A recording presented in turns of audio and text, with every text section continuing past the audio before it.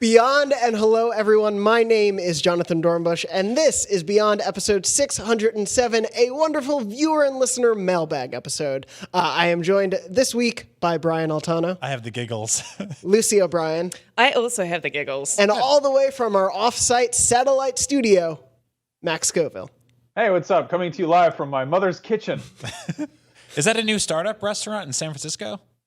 Yes. It's going to be a hit. They make all sorts of stuff like salad, yogurt. I don't know. Yeah. They'll be closed in 3 weeks. Thank you all so much for listening to this episode. We're actually debuting this episode, if you're listening to the day it comes out, a day earlier than we normally do, because obviously the State of Play is happening this Tuesday, today, when this episode first comes out, so there will be a lot to talk about this week. So we wanted to do first an earlier episode, we're going to be going through a lot of viewer and listener questions that you sent in. Thank you so much to everyone who wrote in, either at the email address beyond@ign.com or to me on Twitter or in the Facebook group at facebook.com/groups/podcastbeyond. We'll be going through a lot of questions. Before we do, a couple comments from people as well. Wanted to read those first. The first came into our email from Leon, said, "This was one of the funniest shows ever. I choked on my coffee a couple of times. Just wanted to say thanks for the work you do." This was in reference to episode 606. Everyone really, really loved the Neo or Near segment that we had. So just wanted to say thank you to everyone who wrote in about I love that my Southern Hemisphere-ness can bring such joy to so many people. Yes. By the way, we confirmed Neo does start with a naked man in a jail. So you had it. So I was right. You were correct. So we just Thank really you, use that opportunity to make fun of everyone. you for different things, which is fun. So I saw one person who was very cross about that. Like, Lucy should know better. She should not review games if she can't tell the difference between them. Games are frequently named really similar things. Honestly, I played the beginning of both of those games. It's just that I got them mixed up because it's Near. Yeah. It's like a who's on first thing. But we've got two games coming out this year. There's Outer Wilds and Outer Worlds. Yep. Right. Like, give me a break. Yeah. Just get a thesaurus, please. Games are all the same. It's very funny, but thank you everyone who wrote in and said how much you loved that episode. We had a blast recording it, and I'm glad you enjoyed it as well. From that episode, though, we did get, as we asked for any GameStop employees who want to write in with their experience, obviously with the redesign and everything happening, an anonymous GameStop employee did write in to beyond@ign.com, and I wanted to read their comment because I really appreciated their input. Yeah, by the way, that's so great. Thank you for doing that. Absolutely. It's surely not the most comfortable thing in the world to kind of throw all of that information out there. And it's really cool that you did that. Yeah, we super appreciate it and, of course, want to respect your anonymity. So I will just say the comment that they wrote in. I just wanted to give my perspective surrounding the discussion in this week's episode of Beyond. I've been with the company for nearly 9 years now, and I've been around for many of the ups and downs along the way. The upcoming changes to stores are exciting to me. Being a store leader that takes pride in their store's customer service, this initiative to bring back a sense of community is a smart move on the company's part. With the general public's growing disdain for GameStop over the years, it is refreshing to change focus from the products we sell to the community we build. Brian's example from the episode is the exact reason I love what I do. Casual conversations about games are my favorite part of the job, as well as sharing my passion for games with others, so they might learn to love them the way I do. The decline of GameStop has almost become a self-fulfilling prophecy at this point, much like the fall of Toys R Us. So many people want GameStop to close, but so few people talk about the experiences that are had within brick-and-mortar stores, again, like Brian's anecdote. We need more of that and less of the tired 5-cent trade-in jokes. Hopefully this insight is helpful in some way, and I'd love to elaborate further, as they said, and they did wonderfully. Keep up the great work, because I look forward to each episode every week. I just want to bring that in. It's amazing to have that perspective. Obviously, we don't, being anyone who currently does not work at GameStop. But yeah, it's definitely something that I know our audience has a very vested interest in, because a lot of people have had those good experiences. Obviously, it's very easy to be callous and say, yeah, they should close. But many people did have those great and it's also, I think that we have a tendency to conflate our hatred for that store with the hatred of pretty much every retail shopping experience, right?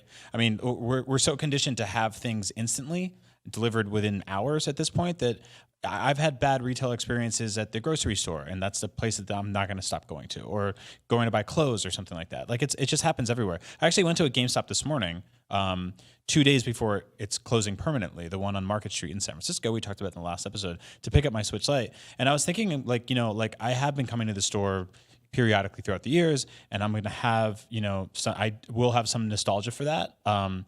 And I was thinking of like putting together like a sappy post for why it meant something to me. But then a guy wearing Christmas pajamas cut me in line and spent like 16 minutes buying a PSVR with like coins. And I was like, yeah, it can be a pain in the ass There's too. a give and take to it. Yeah. But had I gone in there just to like kind of hang out and like buy snacks and like play video games, and like maybe if like they stayed open late on the night of a midnight release, not only for a launch party, but like if the new Smash Brothers is coming out, get everybody to sit down, spend, charge $10 or $15 per head, order a bunch of pizza and sodas for everybody, and they can sit around playing like demo versions of the game or the last game or something like that. Like make a launch party out of it, like make an actual fun thing for it. Make it into an arcade? Yeah. That too, Yeah. Yeah, charge people to play video games and set up a retro corner where, you have one of those like Retrons that can plug in 1,000 different systems and ship a bunch of retro games to the store. We have a bar in San Francisco called Soda Popinski's that has an NES in the corner. And it's got a just big box of games that you can go in the corner and just sit down and play video games all night. And it's like, there's something really wonderful about that. And like, I'll pick up the controller and like speed run the original Mario and pass it and someone else will play Contra or something. Like, I think like, our generation, as the older we get, we want immediate accessibility to stuff like that. And maybe some people don't want to buy a Switch or a PS4 and they just want to go and play an old video game for 10 minutes and have a good time with it. And like, I think that's a great opportunity for that. I also just want to add that like, as someone, we all work in what is now known as specialist media. And I think that you saying, it's a self-fulfilling prophecy. And for so many years you've heard, GameStop's like going down the toilet and blah, blah, blah, blah, blah.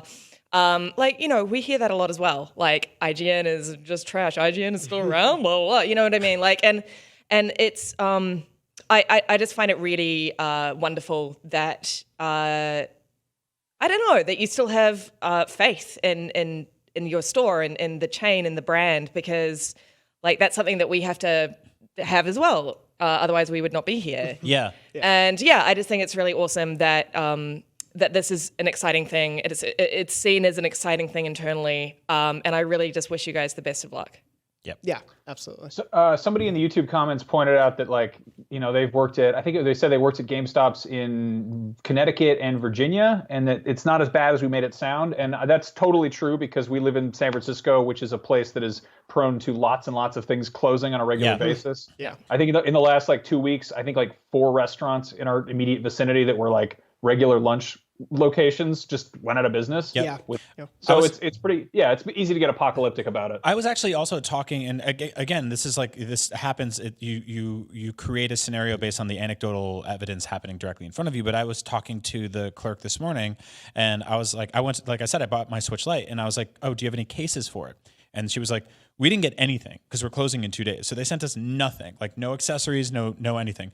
But we're moving all that stock to our store in the Mission area, and we also still have our store in Jobstown, and we have 2 in Emeryville, and we have 1 over here. And this is actually one of 17 GameStops that's closing. So within what we consider to be called the Bay Area, we're losing 1, but 16 remain open. And from my optics, I'm like, their flagship store on Market Street is going away. But for the business, like it's not insane to close 1 store. Yeah, it probably means the rent was too high there. Yeah. And it makes more sense to keep these other stores Exactly. open, even if they're in less trafficked areas. Yeah. And they'll just put a juice shop there, Yeah. which is what they do with everything in San Francisco. So much juice. There's too much juice.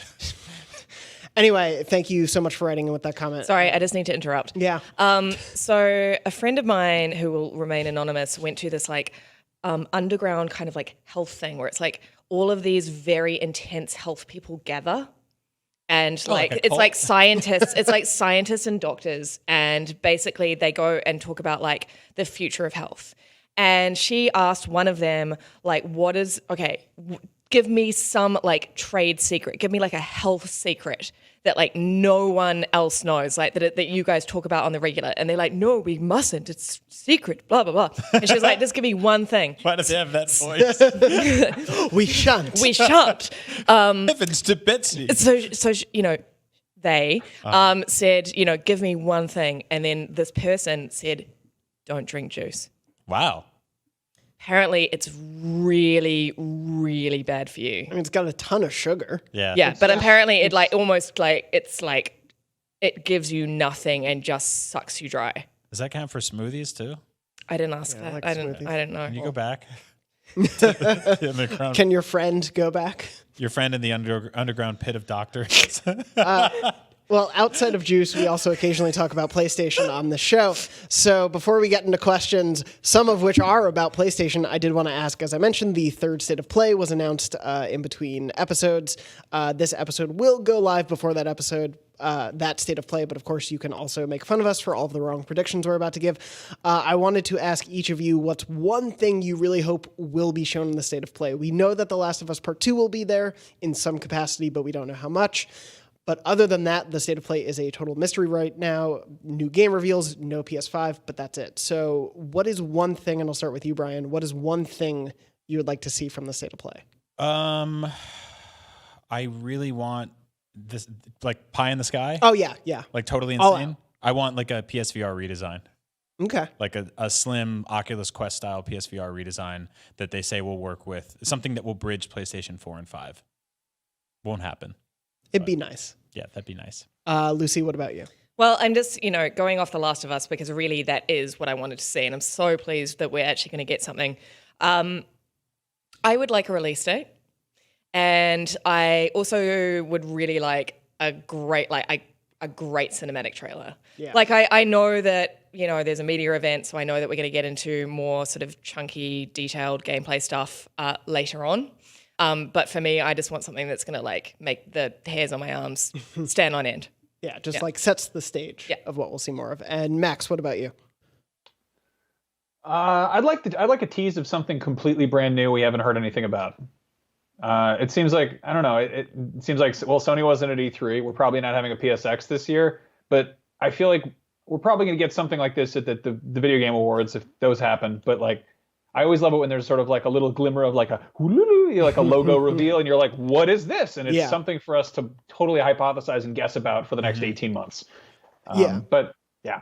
Ghost of Tsushima did that, I think, back in 2017 at Paris Games Week, and it was one of those oh, whoa, this is what they're working on. Oh, wow, can't wait to find out more. And then it was 8 months until we did. So yeah, it would be super nice to have something like that. I personally, every time one of these comes up, just keep saying it until it's a reality. I want a new Ratchet and Clank. I know they're not the biggest of franchises anymore, but with Insomniac being in the fold again, first party proper at Sony, we're going to get Spider-Man eventually at some point. I just love, Ratchet and Clank are such comfort food games for me that I just love having those every couple of years. And I think it's one of the franchises they seem to want to keep alive at Sony. So I would love a sequel to the 2016 remake, remaster sort of thing they did, because I thought it was amazing. I just realized, it's been a year since Spider-Man. Yeah. Yeah. It's been just over a year. Yeah. Proper. And that means we're probably not far from hearing about a sequel. Yeah. Which will be on the PS5. Oh, absolutely. Yeah. Next year is going to be, I think, crazy for us, for a lot to discuss. But before we get there, have a lot of questions from you, the audience at home. Again, I mentioned these are from a bunch of different platforms, but if you ever want to write in questions, comments, concerns, quibbles, whatnot, or memory card stories, send those into beyond@ign.com, and we'll read those on the show as we get them. Moving on to the first question, though, Nick wrote in and said, regular listener through the last few years, how do you manage video game burnout? This isn't meant to spark a big work-life balance conversation, but for you all playing games frequently, do you ever find yourself needing a break? And what do you do to recharge your DualShock, they said in quotes. In between big game releases, especially as the late year releases start to come in full force, how do you manage that? Poorly. Yeah. Yeah. No, that was one of the things I really loved about Control, is I was definitely in a major sort of video game doldrum. And it's been a great year for games. I get hit or miss, I guess. But it's been a pretty good year. It's been okay. It's been fine, good, but it's I don't know. It's weird. We've also been very busy with work stuff, and it's it's hard to take big, huge gaming experiences on the go for a Sony platform these days. But yeah, I don't know. Control was just it's so nice to have that feeling of just sitting down and engaging with a game and really having it click. And there's always that sort of imposter syndrome of oh, maybe I'm not a real gamer if I don't want to do the games. But it's no, I play games for work, and it's very easy to conflate enjoying games with paying attention for work stuff. And, right. It's not a passive experience. It's an interactive one. Which requires a certain amount of energy to be put into it. And if I'm tired from other stuff, sometimes I just want to lie on the couch and watch a movie, do something, sedentary. Yeah, Yeah. no, totally. It's I think it's like you get screen fatigue, and if you don't, pretend you do. I don't think you should stare at any screen too long. I basically, I have the conversation with my wife like every fall. I'm like, it's about to get crazy. I'm going to lock in our apartment for a couple of weekends here and there, and I'm still going to be a great husband. I'm still going to be a great dad, but there's going to be like some mornings where I wake up early and I'm playing video games for 5 hours, and there's going to be nights where I'm up till 2 a.m. sometimes. But it's like the kind of thing that like it's part of who I am. It's part of what I do. It doesn't get in the way of my day to day. But also, like, when I hit a wall or when I feel like I've been staring at something too long, I'll switch mediums and I'll watch a bunch of horror movies, or like I'll go read something, or I'll go for a run. I'll go outside. I'll go in the kitchen and cook for 3 hours, and just sort of, that's meditative for me, is to kind of flip the script on exactly what I'm doing with my brain and hands for a few hours, and then come back and try again. So there's also like, I don't force myself to finish stuff, and I'm in a lucky spot. I don't really review games, but I don't force myself to finish stuff that I'm not enjoying. And I think that like there's this tendency to sort of finish all the food on your plate if you spend money on it. And a lot of our audience will go out and buy a game for $60 and feel like they have to see it to the end. I mean, don't feel like you have to do that. If you're not enjoying it, throw it on eBay, let a friend borrow it, maybe come back to it another time. It's okay to admit that you're not in love with something and then walk away, and then somebody else will be. Well, and on the money thing too, there are now so many really great and really robust free game experiences, and then also games that are on sale all the time. Like PlayStation, the PlayStation Store runs sales every other week practically, if not for like month-long periods of time. So if it's a money concern, I think, there are so many other avenues. But I played the first 2 hours of Gears 5, and I was like, this is incredibly well made, but also totally not for me. Like I'm not crazy about the way that game moves and what you're doing in it for most of the part. It's a lot of, it's always been the same thing. It's a lot of roadie running and hiding behind shelves and jumping over and shooting guys. And that's great for some people. For me, wasn't what I was looking for. So I moved on. And, I think if you have that opportunity and you can recoup your money in some capacity, then don't be afraid to let go when you're not in love with something. I also think sorry, Max. I also think, when you have a sort of career that is tied around with something that you do basically after hours, that can become quite difficult because, for example, this year I met someone amazing and we're dating now, and like I just want to spend most of my like after hour time with her and doing things that we both enjoy, rather than me sort of isolating myself in my bedroom and playing whatever. And then, that births a sort of sense of guilt and like, oh, I should be playing more video games. I should be. But, ultimately it's like peaks and troughs, right? Like there are going to be periods of your life where it's just, you just don't have the time because your attention is being placed elsewhere. But ultimately you're always going to come. I mean, I always know that I'll come back to video games. I always know that is a passion of mine and it's never going to go away. It's just sometimes you just got to go, okay, this is not how I'm spending 50% of my life right now. Right. No, I appreciate that. Max? I think also taking breaks is totally okay. Yeah. Not just to go do other things, but just taking breaks from a particular game. Like it occurred to me, some of my favorite games I've ever played, I stopped in I stopped dozens of hours into and just walked away. And it wasn't because they literally Metal Gear Solid 5, The Witcher 3, Grand Theft Auto 5, all phenomenal games. And still, presently, Bloodborne. I jumped into that game yesterday morning. I've dipped in and out of that for ages. And it occurred to me, I do the same thing with books. Like something will come up, I'll get distracted, and literally 4 years later, I'll pick the book back up and finish it. And I don't know, I think there's something to be said for sometimes you have an incredible meal and there are leftovers. Yeah, absolutely. Yeah, and speaking to what you were saying a little bit earlier about control, for me, the thing, if I want to stick with the medium and I'm like, I want to play games, but I'm just not feeling this right now, I do think short games really do help with that. Like being able to play a game that lasts for 2 hours and you have that sense of feeling like you accomplished something, or a 12-hour game versus a 100-hour game can really keep that pace going in a different way than if you are just playing 300-hour games all the time. But Nick, thank you so much for writing in. Michael asked, do you think we will see any Sony PlayStation characters in the next batch of Smash Bros. DLC? And I know we've talked about this in the past long ago. I'm bringing this up again just now because Banjo-Kazooie is officially a thing out in the wild now. The Nintendo Xbox synergy continues, but we haven't seen Sony really play with Nintendo in that way. Do we think there's any possibility of that, or is it a... I would really, really love that, especially now knowing that Sakurai is working on the next wave of characters and not just ending with the current Battle Pass thing. Smash Brothers is better than ever in terms of being the celebration of video games, and it feels weird that like everyone is invited to this party or everyone is at this party, and Sony isn't. I mean, there isn't really Master Chief. You know, Banjo-Kazooie is sort of like a weird gray area because like they started off as Nintendo characters. I think they'll always be remembered as Nintendo characters, even though Microsoft's owned them now almost longer than Nintendo was partnered with them at that point.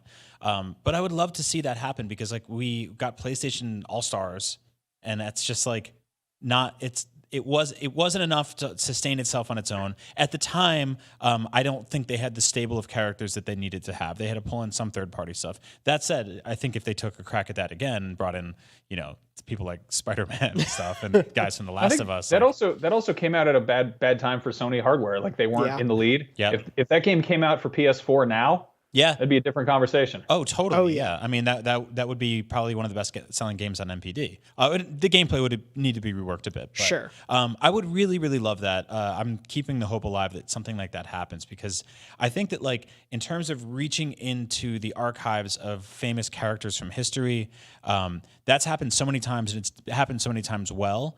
But I think for like the last trick, like the last big surprise, the one that is like those. I've watched so many of those like character reveal moments where people are reacting. You look at people in like the Nintendo World Store. If you showed someone like a PlayStation exclusive character appear in Smash Brothers, that would tear apart the fabric of video games. It would be one of the greatest moments like in video game history, and a great way to sort of celebrate all of this stuff coming together. You mean like Joker from Persona 5?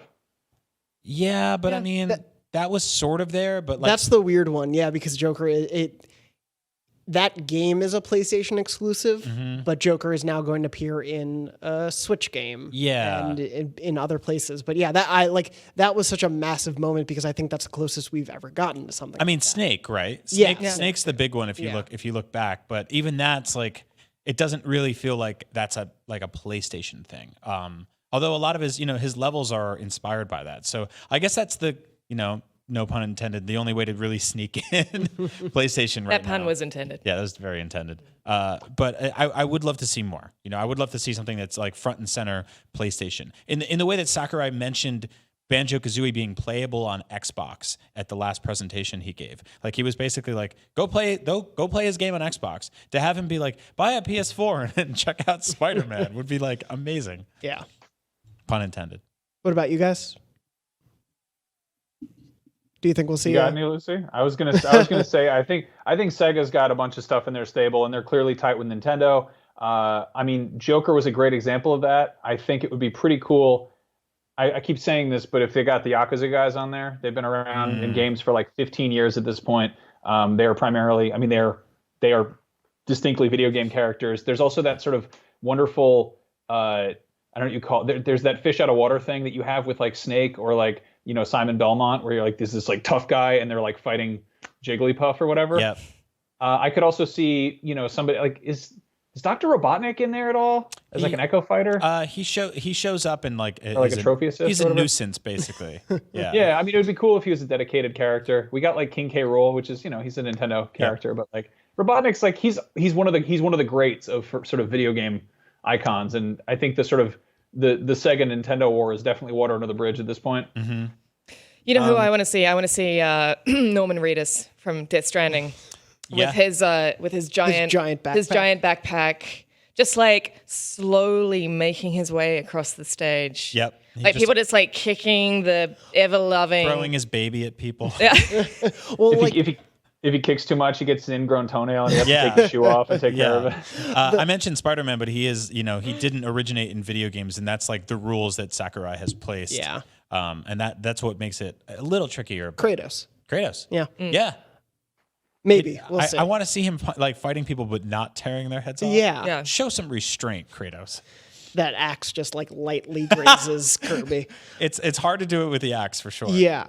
Moving on from that, Cameron asked, are we more likely to see Infamous or Resistance on PS5? I put that out there more to say, do you think we'll see either of those franchises again? I think Infamous more than Resistance has a shot. Yeah. I think Resistance is, and this isn't this isn't like a drag on Resistance, but I think Resistance was of such a generation specific, like it was such a generation specific series. Yeah. Mm-hmm. I can't really imagine it, especially like on PlayStation 5. I can't really sort of visualize what that would look like because I feel like we've kind of grown past that, at least for now, that kind of like grimy, post-apocalyptic, like devastating landscape, soldier, blah, blah, blah. Yep. I know that was a terrible description. And again, no, like I like the Resistance series. I just think it was of a time and a place. Like I think there's a lot of DNA still left to mine in Infamous. Oh, yeah. I agree. In terms of Resistance, I think it's interesting because it's like, you have like the Call of Duties and the Battlefields have sort of taken the crown in terms of first-person shooters. If you want something more narrative-driven, you have the Wolfenstein series. If you want something that's full-on dumb but fun as hell, you have Doom. So you have, the Activisions and the EAs and the Bethesdas are sort of covering all those bases. It's like Killzone. Like it's like another series where it's just like, oh, okay, yeah, I get it. Yeah. Like that's great. That was a time and a place. Infamous is a different story though, because it's like I would take a singularly focused, like awesome as hell comic book game now over almost anything else. And I mean, like the comic book movies are bigger than ever. And I think that like the reason that something like Spider-Man works is because it's focused on one character, an iconic one, albeit, but, and whereas something like Avengers is going to be sort of like, I might just stick to one or two characters. I would have rather just gotten like a Hulk game or an Iron Man game than like a game with all of them. And so if you give me a game where like, I don't know, like Delsin or Cole are just like totally messing up a whole city and it's hyper focused on just their character story and their powers. Like there's something awesome there. I loved playing the last Infamous game at the PS4's launch. That was a blast. Yeah, echoing Brian here, I think that if you looked at sort of what these games are at their core, there's a gritty first-person shooter where you fight aliens, and there's an open-world game about superheroes. Which of these seems more like culturally relevant in 2019? Right. I think Infamous is definitely much more. It's also, I mean, you can kind of zoom out from that universe and then pick a different spot and sort of drop the pin and be like, now it's a different city. Superheroes are still a thing. That's all you need to know. Let's get into it. Yeah, them moving to Second Son and then First Light, the expansion, showed that, as big as Cole was to those first two games, it doesn't just have to be about Cole. So, yeah, I think there's a lot left to be done with Infamous. I don't know how interested Sucker Punch is because they seem to be a studio that is constantly moving forward franchise-wise. Like, they haven't dipped back to a franchise. Sly Cooper 4 Thieves in Time was handled by Sanzaru as opposed to them. So I'm curious to see if they would maybe let go of that franchise and Sony might have someone else take it on. But yeah, I think I would love to see another Infamous at some point. Moving on from that, where is that question? John asks, who do you think would be a better drinking buddy? Sully from Uncharted or Mimir from God of War? Oh, that is such a great question. It's so hard. Oh my God, that is so good. Okay, both would be amazing drinking buddies. Yeah. Like, let's be real. But I think that Mimir would be the best because ultimately he's a better storyteller and I feel like he would last longer. Well, I feel like Sully is a good drinker, but Yes. I feel like Mimir would last longer. I think they're both excellent storytellers, but to me, it's a difference between someone who has 50 years of stories and someone that has like thousands. I think that Mimir would probably last longer because the liquor would just go through the bottom of his neck and fall on the floor. It's like that woman in Beetlejuice who smokes with the cut in her throat. Yeah. That's a really weird question. Which is a better thing to drink with, the disembodied head or the man? Or a funnel. I go with Sully. We could talk about where to buy shirts. Yeah, That's very true. Yeah, I would just worry that like Sully would be like, I gotta go to the bathroom, and he would leave for 2 minutes, and then you would just be attacked by like 20 mobsters because it was an accidental setup. Oh, because yeah. Sully betrays him in like every game, but like he means well. Well, if he leaves for the bathroom and a small golden dagger starts spinning in the corner of the bar for 3 full minutes, That's when you know you're in trouble. Coming up. Moving on from that question, wanted to read David's question. With the confirmation that Sony now owns all of Insomniac's past work, what are the odds of seeing Sunset Overdrive on PS4? Wanted to bring this up. I do believe there have been some recent comments recently that they are not interested in looking at Sunset Overdrive, like they're interested in looking at what Insomniac can bring from the future. But one, would you all be interested in seeing more from Sunset Overdrive, or do you want Insomniac to focus on Spider-Man and whatever new they can think up? I don't think Sunset Overdrive did well enough to port it over. Do you think that was an issue, though, of being an Xbox One exclusive at the time? Yeah, I mean, yeah. I will flat out say yes. Yeah. But also, with that in mind, like, if I was handling the money, I would probably say no. Sure. Mm-hmm. Not because I don't think Sunset Overdrive was a good game, because it really was, and it was clearly overlooked. Yes. One of those underrated gems. But yeah, I don't think we're going to see Sunset Overdrive. Mm-mm. Max? I think that would be cool, but I think that's one of those franchises that was what, 5 years ago at this point?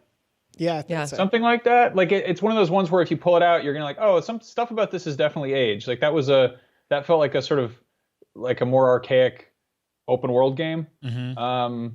And it's the kind of thing where if it's sort of if you have to put a lot of effort into resurrecting it, is it really worth it? Did it bring enough new stuff to the table that it's really gonna be worth the effort of kind of getting people aware of it?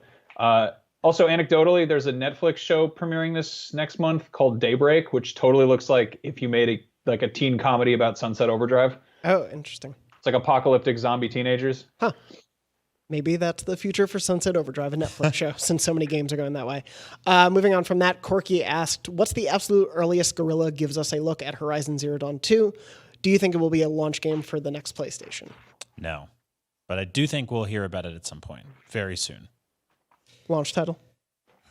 I don't know. I mean, it would make sense, but also I don't want it to be a launch title. Does that, you know what I mean? Like launch titles just tend to be kind of like not overlooked, but like it's testing out the hardware, and it's like I want Horizon Zero Dawn 2 to be singing when the PlayStation 5 hardware is at its peak. Yeah. Do you know what I mean? Like, Same. I don't want to see it when it's just early and people are still figuring stuff out. I want it to be like, okay, this is going to blow my mind because everyone knows what the PlayStation 5 is capable of now. Yeah. Well, the last game for me, and I think for most people, raised the benchmark for what I thought was technically possible on the PS4. That was one of those things where it's like the first time you walked out into a big forest in that game and saw little creatures running around and then a giant dinosaur mech, and then the winter DLC dropped and you're walking through the snow and Aloy's leaving tracks behind. And it was like, I'd never seen anything like that in a video game before. It was stunning. Honestly, because I reviewed that for IGN, and it was such an unknown quantity. But like, I didn't really know whether it was going to be good or bad because it was like Guerrilla, and traditionally Guerrilla was Killzone, and it was such a new kind of thing. And I remember playing it and it with zero expectations, zero. And honestly, Dawn expectations. Zero Dawn. And honestly, I just remember thinking at several hours in, I was like, God, this game is amazing. Yeah. Like what? Wow. Fully, when you're reviewing something, sometimes it's like, oh, I don't know how I felt about that. I need to reflect and sit back. But I remember there was a moment like maybe 6 hours in where I was like, this is incredible. This is incredible. This is like a new benchmark. Yeah. I'm with you. I hope it shows up halfway through the PlayStation 5 generation, which means it's a long way away. Yeah. But Max?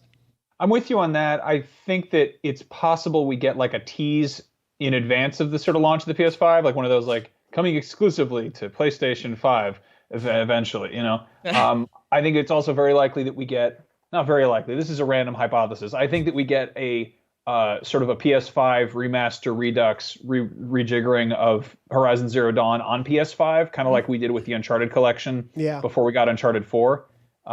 Which gives Guerrilla a chance to tinker around under the hood with the PS5 and really understand what they're working with. And also for anybody who didn't jump on the last version, it's like, oh, here it is. And that's assuming that, of course, that we're not getting full-blown backwards compatibility. But if they were like, hey, we've spruced it up a bit, we added more grass or whatever. Yeah. I would love that, especially if they added some more dinosaurs and stuff like that. Yeah. Not like it needed more, but... But like the remastered comes with 2 new dinosaur classes or something would be cool. Which, question for you guys, because I don't think it'll be a launch title either, but there are, at least in my mind, 3 like massive PS4 sequels that will be on PS5 that we need to get at some point early on in the life cycle of the PS5. Which do you think will be released first? God of War 2, Spider-Man 2, or Horizon 2? Oh, man. My guess is Spider-Man 2. That's my guess as well. Yeah. I just think, and I know this is like, and I'm coming at this from like a really ignorant place, but I just think it's a slightly easier proposition than the other two. Like, do you know what I mean? Like,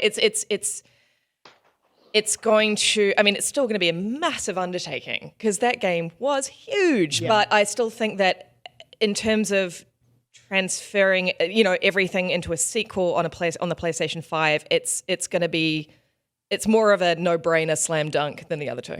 Narratively, you have decades of source material to pull from the next Spider-Man game. I'm not saying they'll just, drag and drop those, but I think it's a lot easier to be like, oh, like Venom is loose in blank, and Peter Parker has to do blank, blank, blank, but don't forget, because blank and blank are here. Whereas God of War is like, how many times do you carry your wife's ashes to the top of the mountain? Like, that sequel is going to need something significant. It's going to need something that is going to make Corey and the rest of his team hunker down and cry. Yeah. It's going to have to be something that's powerful and unique and special. And I think like Spider-Man was able to do that. It had a lot of the same highs. Oh, so much. Yeah, there was so much heart there. Yeah, but I think ultimately like you can pull off making like a campy, fun 15-hour comic book game that brings in a bunch of cool dudes from Marvel.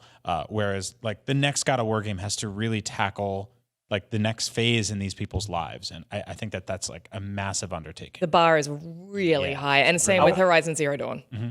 I want to poke holes in a couple things you said, Brian. I totally agree with you, first of all, but Venom is loose in blank. I think it's pretty likely that Venom's going to be loose in New York. And the key thing is that, I mean, Spider-Man lives in New York, and I don't think they're going to do like a Far From Home thing where they're like, oh no, this adult man is on vacation. Lost in Paris. Yeah, so like they're probably just going to take the existing New York that they made, which is incredible, and iterate on it and add more detail and add some new features to it. And at the same time, it's effectively an all ages game based on a character who everyone is familiar with. So if they're like, hey, it's Spider-Man Returns or whatever they call it, right. It's a very easy sell for anybody who didn't play the first one. It's kind of it's an easy jumping off point. Whereas God of War 2, again, it's like it's an M-rated series that's rooted in an existing lore. It's a little more convoluted, and again, 13-year-olds can't legally play it. Or I don't know if you can do two New York. Brian, 1 second. Yeah. Sorry, Lucy has to unfortunately leave us. I have to leave. I've got a meeting. I'm sorry. All right, we love Bye, you, Lucy. All right, love you guys. So much for being Bye. here. Max, I don't know if you can do. I mean, like in a normal world, Peter Parker gets to do 6 movies in a row in Manhattan. But in the video game world, when the same character is in the same exact setting multiple times in a row, gamers start to be like, you just copy and paste it. You reuse the city. I mean, like we've already flown around, we've whipped and swung around New York City. We've done. I know every corner of that game. I got every collectible in that game. I got every trophy in that game. Are they going to just hide backpacks all over again? Like I feel like they're. You're totally right, but I feel like they are sort of painted in a corner in a little bit because like if you just do 2 of those games 2 or 3 years in a row and they both are set structurally in the exact same place without any outer boroughs or anything like that. Like I think there will definitely be new locations in that game. But we saw that demo of the PS5 hardware that was like, look at how fast we can render Spider-Man's New York, and they're just whipping around it super fast. Right. What if they just were like, using that technology, here are the rest of the boroughs. Yeah. Like here's upstate New York. Have fun. You're going to Amenia for an antiques fair or something. way less verticality, but what's still going on interesting. in White Plains? Let me check in. We're checking out the Westchester County Fair. Hobgoblin is loose again. I think it would be. It's weird, and it's a clear creative and game design problem that Brian Altano and his team are probably much savvier and well equipped to answer than we are. But I think there is a balance they're going to have to strike of giving us that world that we do know, because a lot of us do associate Spider-Man so much with New York. And when you take him out of that on a gameplay level, it is weird. But they do also have to give us some new experiences. And so, I think there will be new locations. I hope it doesn't mean a lot more indoor locations necessarily, not because they were bad in that game, but just in general, Spider-Man is tougher indoors. But I could very much see them also wanting to fast-track Spider-Man. It's the highest-selling superhero game of all time. It's the highest-selling, I think, PS4 exclusive. Like, it is just astronomical success for them. So right. I think we're going to get that very close after the PS5 launch, but we'll see. Moving on from that, did want to wrap up. Last question that I wanted to ask you both, specifically more for Max. Max, what's in your pocket? Oh boy, we got some real winners today. Do either of you want to hazard a guess at what's in my pocket? Well, before we started recording, we assumed you were wearing your mom's shorts, so I would love to know what's in your pocket, Max. Other than the, wallet, keys, the usual, I'm trying to figure a Goku figurine. No, not quite. I want to say you have a corn cob pipe. It's Gohan. You guys are both so close. You said corn cobs, Brian. Well, that's pretty close. It's a Kentucky Fried Chicken gift card. Okay. And they sell corn there. You can make a pipe out of that food. And then they don't have a Goku figurine, but I have a small informative booklet about Jar Jar Binks. Oh, can you read it And to then us? finally, you want me to read something about Jar Jar? Yeah, please do. Anything. This is my favorite thing about Jar Jar. He has allies and enemies. Is that it? His enemies are the Tusken Raider, the Destroyer Droid, the Battle Droid, and Sebulba. That's actually wrong. His enemies are the audience. That's true, yeah. No, it has all these stories about it. It's all these like weird gizmos and gadgets. It says his intelligence is an 8 out of 20. What? He is a bad D&D character. That's a weird like IGN scale. Yeah. Yeah, they give it weird little things. Anyway, and then I finally have one last thing. It's quite a thrill. It might look like an ordinary rock, but it is in fact a geode. Oh, I thought that was like a rotting fruit. I thought that was a rock lord. Those like 80s toys that transform. Geodes are nature's rock lords. Kind of. Very true. Well, Max, thank you for letting us know what's in your pocket on our recurring segment. What's in Max's pocket? We should switch to the out of 20 scale. Yeah, out of 20. I like the idea of like you guys coming on the show and be like, I gave this game a 10. Out of 20. Get dunked on. It was a terrible game. I gave it an 18. What is that? Anyway, thank you both so much for joining me on this episode. Thank you, Max, for calling in. Thank you to the ghost of Lucy, who is no longer with us for this episode. Ghost of Lushima. And thank you all so much to all of you who wrote in with your questions. We'll be back with plenty more PlayStation coverage very soon. But in the meantime, you can find me at JM Dornbush. You can find Lucy at Luce O'Brien. You can find Brian at Agent Bizzle, and you can find Max at Max Scoville. Beyond, we're here every week, normally on Wednesdays, but check out beyond.ign.com, youtube.com/IGN Beyond, and your favorite podcast services around the world for all of our episodes. And of course, please go to IGN.com. We're going to be covering the state of play. We're going to be covering so many other things to come. So please stay tuned for everything we have coming. Thank you so much for listening, for watching, and as always, Beyond. Why are you making that face? Don't make that face, Max. Beyond. Beyond. Goodbye.